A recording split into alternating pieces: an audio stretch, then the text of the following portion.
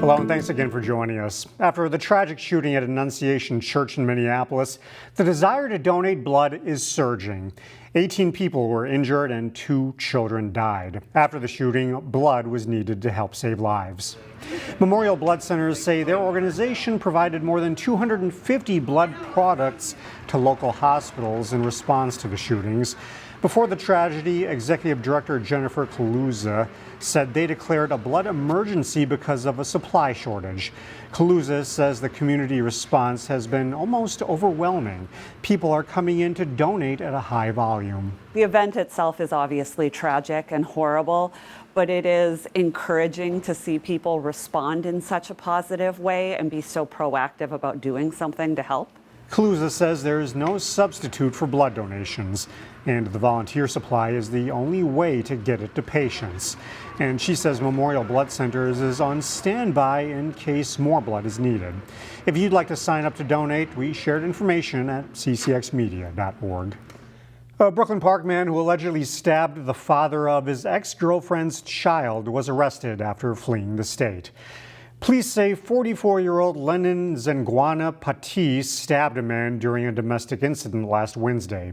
Police found the victim bleeding profusely in the parking lot of Ridgebrook Apartments. He was hospitalized and in critical condition. Patis fled to Louisiana, where he was arrested on Monday. He's been charged with second-degree murder and is being extradited back to Minnesota. For many Minnesotans, Labor Day weekend means a weekend full of water sports. A local hospital is making it easier for boaters to stay safe when they're out on the water.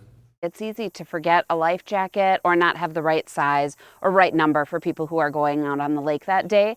So we have a life jacket, a flotation station that has life jackets of all sizes available, so people can just stop by here.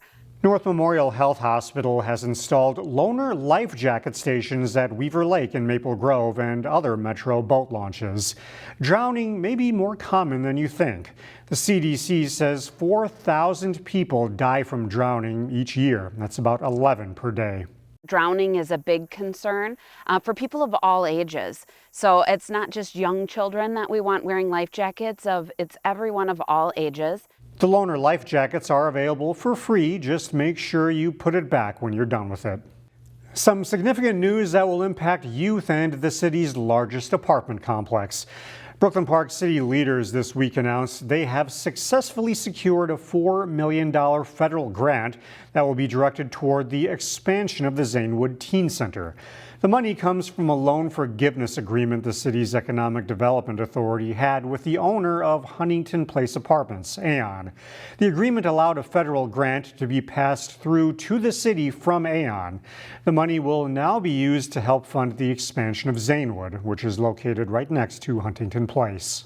While we have forgiven the loan in order for this purchase agreement to hopefully take place, the city worked diligently to make sure that we didn't have a financial loss. The city's loan forgiveness allowed Aon to sell Huntington Place to a new owner. If that agreement had not been made, the large apartment complex would have fallen into foreclosure. A Golden Valley woman and her business partner are on a mission to improve dental health, not only in people, but in their pets. In this edition of Business Matters, we take a closer look at Primal Health, which just received some national recognition for their work. People love their pets. But their pets' teeth? No. Sorry to be blunt. That's usually an afterthought, according to Lindsay Campbell. It's something that has never been really attended to, and it's nobody's fault. Campbell is a Golden Valley resident and co-founder of Primal Health. The company's mission is to add more years to a pet's life by focusing on mouth bacteria. Because if the bacteria escape into the bloodstream, it causes clotting, it causes heart disease, it causes all sorts of things, right? And in this Northeast Minneapolis office, I spent years just building out the patent. Campbell and her business partner, Emily Stein, have developed a patented line of consumable products that essentially steer a pet's mouth bacteria toward better behavior. Cavities and gum disease together are the most common infectious disease worldwide. And so we're finding limited just to human mouths. It's pervasive. Okay.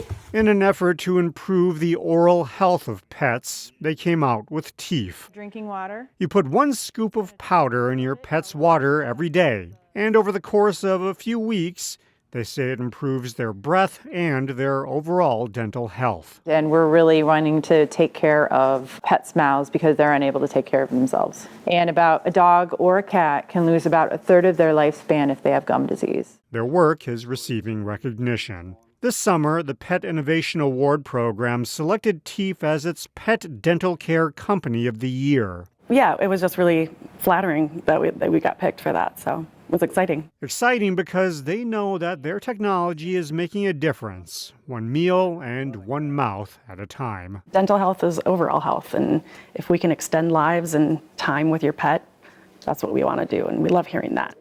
You can find Teeth online on Amazon, Chewy, and Walmart. Meanwhile, they also have dental products for people in the form of a lozenge that you can suck on after brushing your teeth.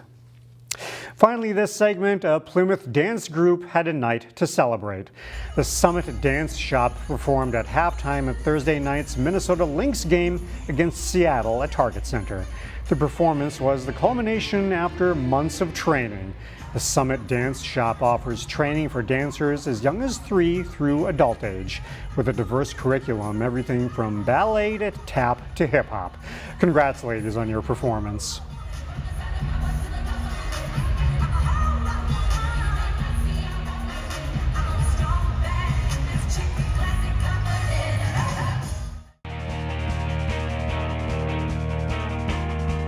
Maple Grove football won the program's second state championship in 3 years last fall.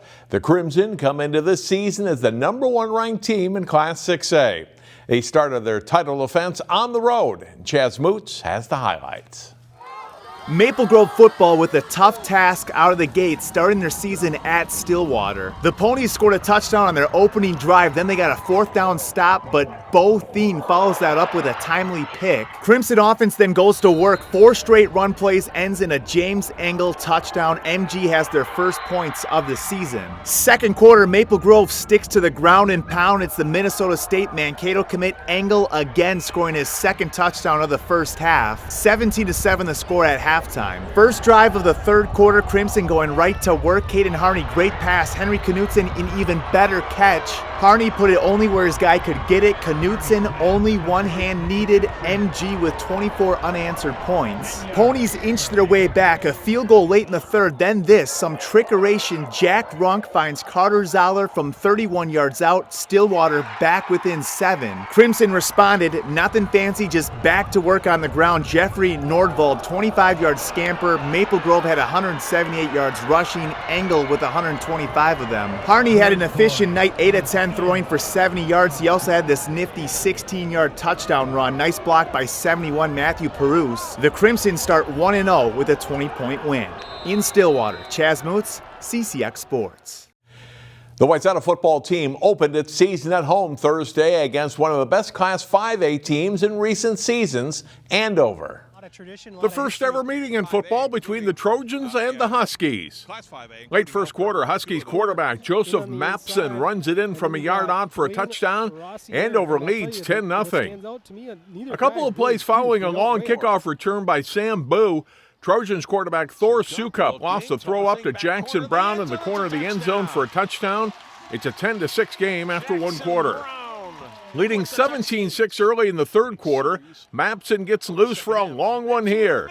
The senior showing great speed to outrun the Trojans defense on his way to a 78-yard touchdown. It's a second play of the second half. Andover leads 24-6. Fourth quarter, Sukup keeps it. The junior up the middle goes 8 yards for his first rushing touchdown of the season. Trojans add a 2-point conversion and they pull within 24-14. But they don't get any closer and didn't have an answer for Mapson this night. He throws for 1 touchdown and rushes for 5 more, finishing with 216 yards rushing on the night. Andover beats Wayzata 44-20. Following a 4-6 record a year ago, including an 0-2 start, the Champlin Park football team was looking to have a successful beginning to the 2025 season on Thursday night. The Rebels hosting St. Michael Albertville for their season opener. The Knights' Kyan Beaumont steps in front of a Miles Felton pass, and he's going to take this one back all the way. It's a 60-yard pick six for the junior. STMA leads 6-0 midway through the first quarter. Felton comes back, though, on the next drive and delivers a pass to Isaac Axness, who breaks tackles to get into the end zone. It's a 22-yard touchdown. The Rebels take the lead 7-6 after one. Second quarter, Felton on the play-action fake, rolls left, doesn't see anything, and is under pressure. So the big junior quarterback comes back to his right. Watch him fake and fight his way into the end zone. A 15-yard touchdown run gives the Rebels a 14-6 lead. Final minute of the first half. Wyatt Mosier takes the pitch for the Knights, runs it in 4 yards for a touchdown. STMA within 2 at halftime, 14-12. Late third quarter, the Knights threatening to take the lead with the ball deep in Rebels territory, but Willow Gunty makes the big tackle for loss on quarterback Ty Herring. It's a turnover on downs as Champlin Park holds. Fourth quarter, and this play seals it. Number 55, Dylan McNamara with a block that springs Preston Nelson for a big run. The junior goes 74 yards for a touchdown as Champlin Park wins its season opener. 21-12 Rebels, the final. John Jacobson, CCX Sports.